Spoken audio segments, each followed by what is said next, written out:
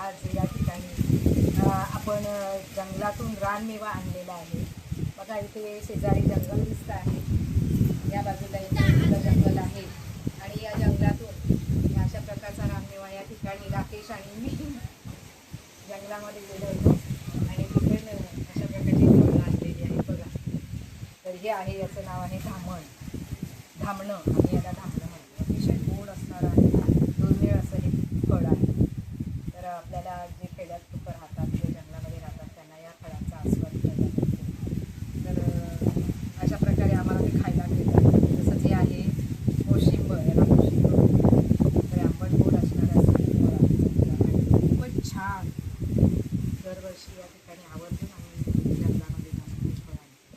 तसंच या ठिकाणी आमच्या बागेमध्ये असणारे हे काजूचं झाड जे आहे ते 12ही महिने, बघा आता किती दिवस झाले, जवळजवळ हिवाळ्यापासून हे काजू येत आहेत आणि आपण याच्यापूर्वी पण 1-2 व्हिडिओ पाहिलेले आहेत.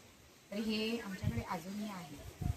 तर भरपूर असे काजू येतात, हे काजू काढलेले आहेत. नंतर हे चोखायचे आंबे आहेत. चोखायला अतिशय मस्त जरा शिरा असतात, चोखूनच खातात. तर अशा प्रकारची फळं आपण या ठिकाणी.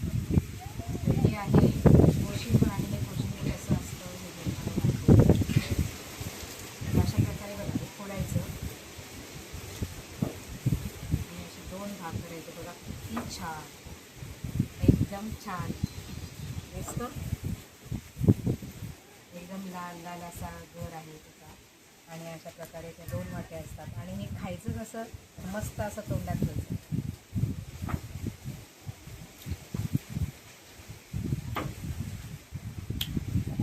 हां,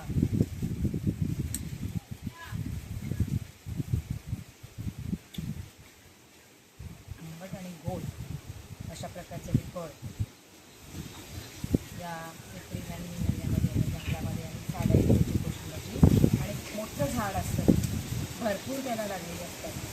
गोष्ट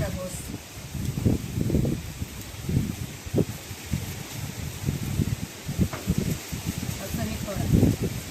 फार आवडतं मला. हे आहे ते धामण. त्यामध्ये बघा, खाल्ल्यानंतर आपल्याला याच्यामध्ये बारीक बारीक 2 बिया दिसतात.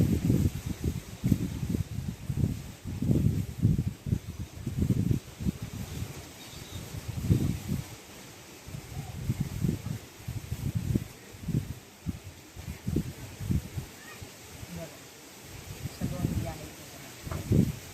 प्रत्येक धामणामध्ये 2 बिया असतात, त्याच्यामध्ये पण 2 आहेत. तर खायला अतिशय गोड असणारं असं हे धामणाचं फळ, खूप छान. बघा मंडळी, या ठिकाणी आमचं लेक मालुसरे आहे आणि या ठिकाणी आपण जर आलात तर आपल्याला हे अशा प्रकारची फळं खायला मिळतील, खूप छान गोड. तर अशाच प्रकारचे नवीन नवीन व्हिडिओ पाहण्यासाठी माझ्या चॅनलला लाईक करा, शेअर करा आणि सबस्क्राईब करा. थँक्यू.